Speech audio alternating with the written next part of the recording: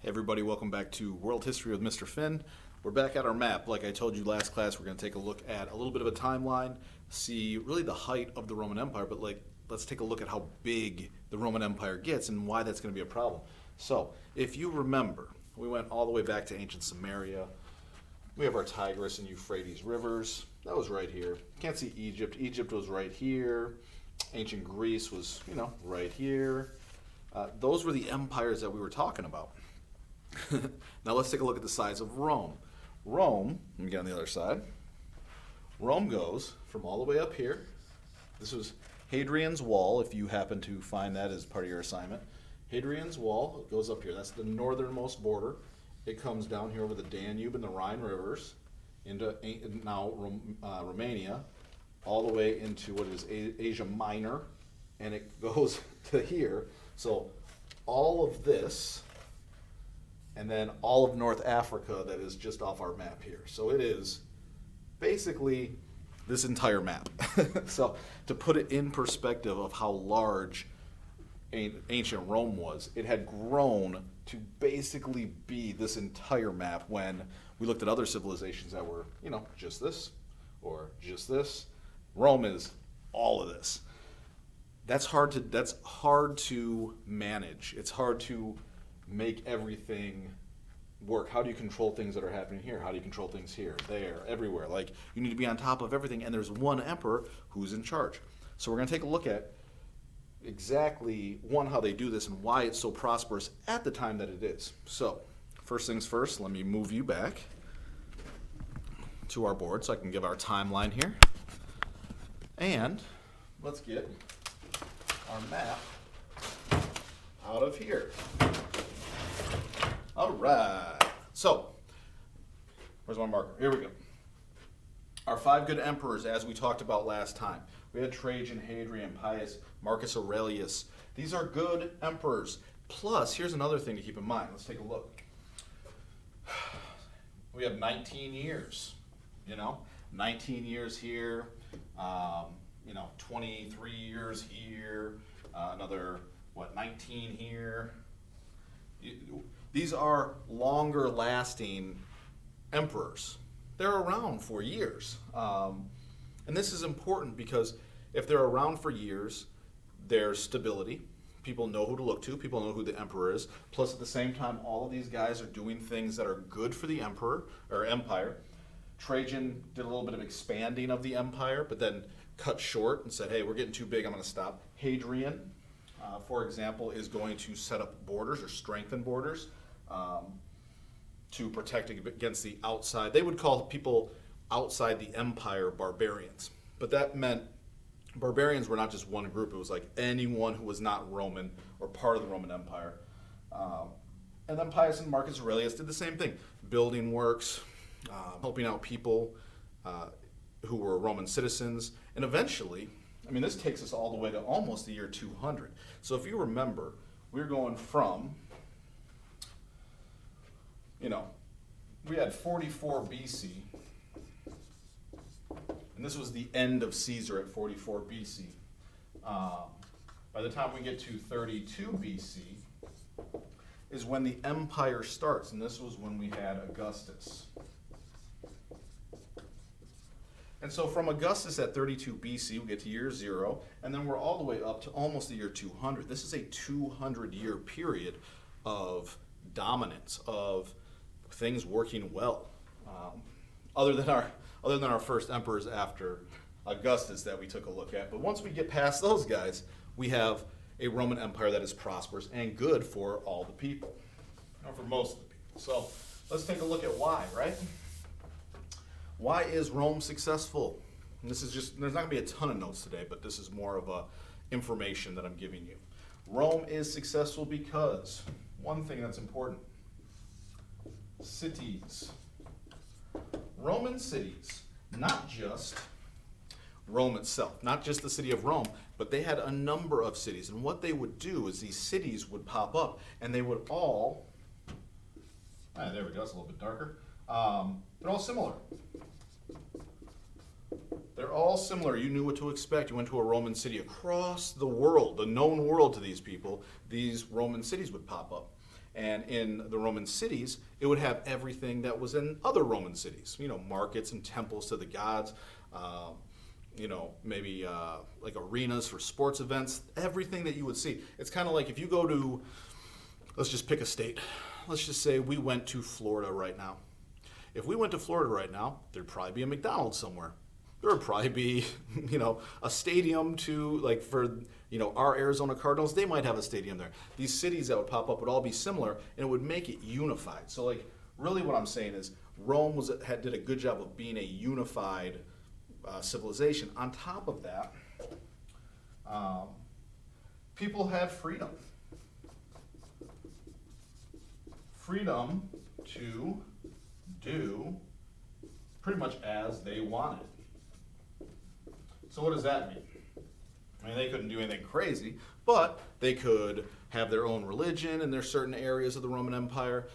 They could work in whatever facet they wanted to work in. They had a level of freedom. Everyone was connected. Everyone who was in charge. There was a big thing with this also. Trade. What does trade mean? Trade actually let's look at it like equals money. All right, let me explain that. So when we trade, people are having goods sent to places. People buy those goods. They're on a monetary system, so there was money and coins just like there was today. There was citizenship, so everyone knew, hey, I'm a citizen of the Roman Empire. That means I have certain rights, and there's certain things you can't do and you can do. So if you went back to the Roman Empire, say in the year 138 AD, almost 2,000 years ago, they would operate similar to kind of how we're operating now. Again, they had money, there was trade, there'd be markets, there was stores in these cities, there was restaurants, there was, again, arenas for sports events. There was there might be different types of things than we would expect today, but the system of how it was working was like today. And so there was a sense for people living during this time that, hey, we've got it figured out. This is the world. This is the way it's going to be. Rome is the world. Now, there's trade, so you get luxury items from places like China. So they had silks coming in. There was grain, so everyone had food. A lot of people, and this is something that's different than today as far as the welfare system in our country, is many people, many people, let's say, depend on the government. And let's just say mainly for food. A lot of people back then needed the government handouts, basically, is what we would call them, for food, like bread and things like that. So there was a good way for emperors to become very popular. Like, look, I have all this grain that I brought in, was traded here from Egypt. I'm going to hand out bread to the people, and the people will love me for it. And so, all in all, the people who were living back then knew what to expect. It was safe. They had shored up the borders. There was no one attacking. It was the entire known world they felt a part of. There was cities everywhere. There was roads connecting everything. There was trade coming in and out of the empire from different places in the world. It was the height of the Roman Empire. There was nothing better. At this point in time, Rome itself, this is kind of a funny fact. It's kind of a crazy thing, I always think, is the city of Rome itself. Rome had 1 million people. That was their population. They have a city that has 1 million people living in it.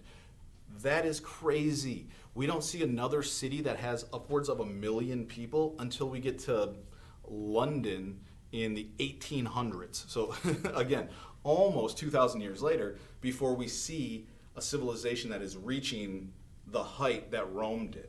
And a city of 1 million people, the city of Rome had sewer systems, they had toilets and baths and running water. They had all of these things that you need to operate in a city that has this many people. But 1 million people, on top of that, if you expand it out to the entire Roman Empire, we're looking upwards of 80 million. You see, different numbers on the Roman Empire. You see some people say there was 120 million people that lived there, 130 million people in the entire Roman Empire. And then you see some people that say there's 50 million people. So I generally say, let's stay in the middle of 120, 130 million and 50 million, and we'll come together at 80 million. It's about averaging it out. But think about that. 80 million people lived inside the Roman Empire and operated within this entire civilization. They spoke Latin. This is kind of an interesting point that we'll see later. Latin is the language in the West, and Greek is the language in the East. And so you have the eastern part of the Roman Empire and you have the western part of the Roman Empire. And it all worked under the same thing. The emperor was still in charge of both, but in the East, you started to see people using Greek a lot more. It becomes known as the Greco-Roman era, where they're coming together of these two civilizations. And so we have, during this time period, basically people just were living their lives. They thought this is what life is. This is the normal thing. For hundreds of years, Rome has been the beacon of light. They have everything figured out. Things are working well. However, as I said, this is great right now. If you lived any time during this time period, life is good. Life is fantastic. But we are going to see something happening. Write it big. All caps. It becomes too big. It's just too big to continue to operate in this, in this way. You see more and more people moving into the empire, more and more people getting citizenship, more and more people trying to come into the empire, and this is going to be a problem because right now, got it figured out. Things are good. But if you start to continue to see more and more people coming in, how do you handle this? We have more people coming in. We're having, if you say, hey, you're not allowed to come in, what happens? They try and force their way in. There's going to become a time where things are getting too big. But the important thing today is to understand this. Roman culture, Roman civilization was stable. For 200 years, it was operating perfectly as far as a government would want it to work. Roads, different cities around popping up, everything was the same. Everyone felt a part of this empire. Anyone would want to have citizenship and be a part of it. If you had your own way of thinking, good. Go ahead and have your own way of thinking. You are still a citizen. It's kind of like here in the United States today. If you're a citizen of the United States, you could be any religion you want to be. You have freedom of speech. You can say things that you want to say. You just operate the way that you want to operate as long as you're a part of our civilization, which is our country. And this is kind of the way it was. So this is the height of the Roman Empire. And this height of the Roman Empire lasts for a few hundred years, which is really impressive when you think about it, because most civilizations reach a peak and then it's like, and Rome reaches this peak and just kind of hangs out there for a while, until we start to see the downside of becoming too large and it starts to go down. That's what we'll start getting into. From this point, we have reached the height of Rome. Things are great.